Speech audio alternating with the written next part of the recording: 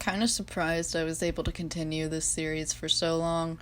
Really, the only thing motivating me is getting to Germany's episode and also the Soviet Union because I have some writing that I'm very proud of that I'll be putting in those. Also, I have realized that these videos are really just me reciting history in an especially cringeworthy and historically inaccurate way, but hey, the series is called Cringeworthy Countryhumans Headcanons. Alright, so, the United Kingdom is kinda chill today.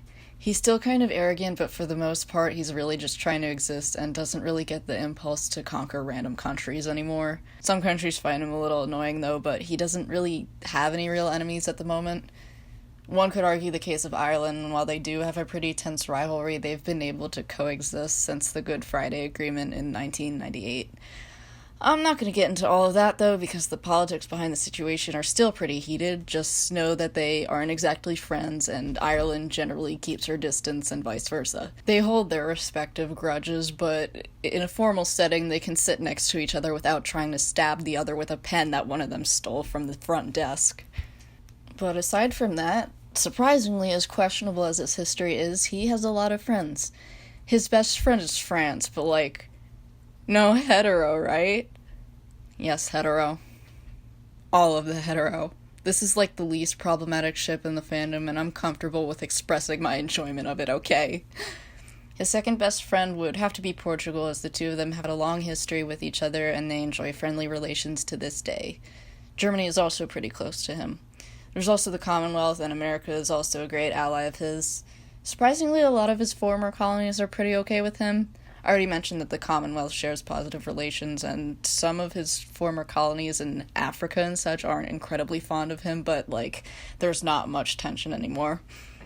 Oh, also his children are Canada, America, Australia, New Zealand, and also probably a few more, but those are the only ones that the fandom talks about, so that's great. Wow, this segment of the video has been longer in this one than all the rest, but wait until we get to the Soviet Onions video. Union. Fuck. British history is complicated, and honestly it's just a gigantic garbage fire that goes back literally 1,000 years. Because of this, I'm just going to start off from the Stuart dynasty, which starts in the early 1600s. Mostly doing this so I have an excuse to talk about the Great Plague of London, because infectious diseases have fascinated me since I was 11. Also, I've seen people say in the comments that they're learning history from these videos, and I just want to advise against using me as your primary source. I'm literally talking about Countryhumans, and I'm also not very educated, so please don't take everything I say as solid fact. I might be fucking things up. Anyways, in 1606, the UK establishes its first real colony in North America, and he'll regret this in 150 years, and then not regret it in the next 150 years. Politics in his own country figuratively set everything on fire, and then the Great Fire of London happens and literally sets everything on fire. Also, the bubonic plague is a thing, but don't worry, guys. There's one light in the darkness, and that light is Britain's first contact with the magical substance known as tea.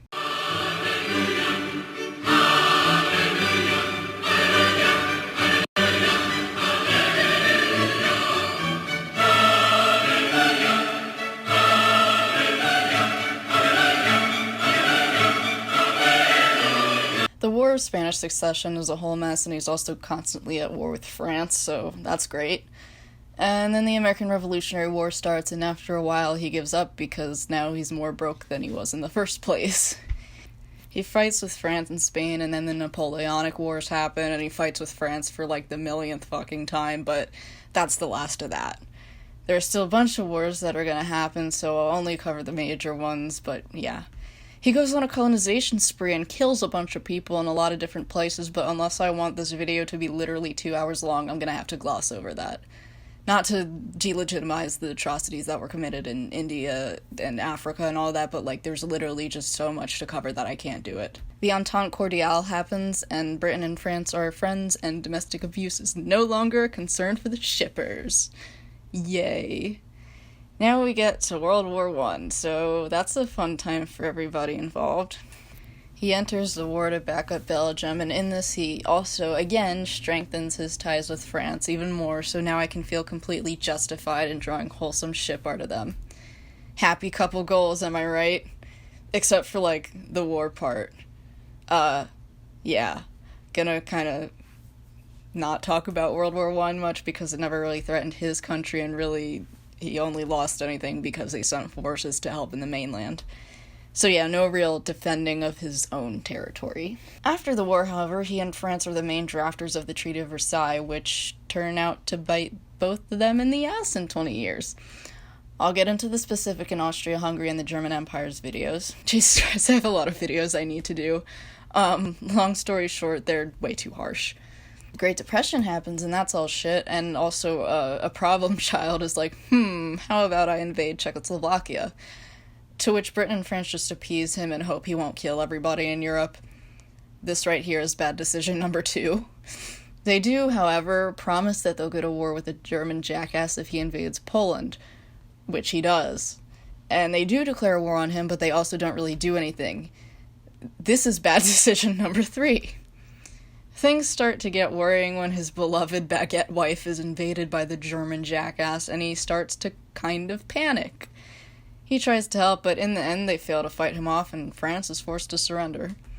Britain is devastated at this, and he struggled with the guilt for a really long time. Also, for France's video, I have something to read about that. It's angsty, so that's great. But yeah, now he's completely on his own. Until he isn't. The Soviet Union is forced to join the Allies, and we all know why that is. Britain isn't very fond of him just because he's kind of an asshole. Also, he knows that Soviets done really terrible things, and he's just very mentally unstable. Their alliance is flimsy, to say the least. He can see that he's really upset and, tries to be friendly and sympathetic, but that doesn't really get them anywhere.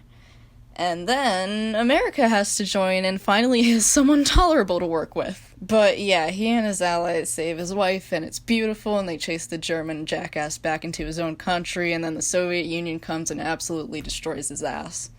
Wait, that sounded way more sexual than I intended. Shit. Okay, I didn't mean for that.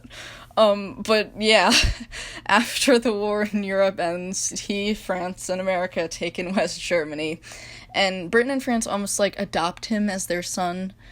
After World War II, most of his colonies go down the road of independence, and his empire becomes less of an empire and more of, a damp island. More mildly interesting things happen, but I'm tired, so I'm gonna end this video here. France's video will come out soon, and honestly, that one will probably be more entertaining because I have some writing to go along with it. But until then, have fun pointing out all the mistakes in this video, because that always happens, even though, nobody fucking asked. I'm sorry, that sounded really passive-aggressive, but you know what I mean. Have a good day. Or night. Time is dead.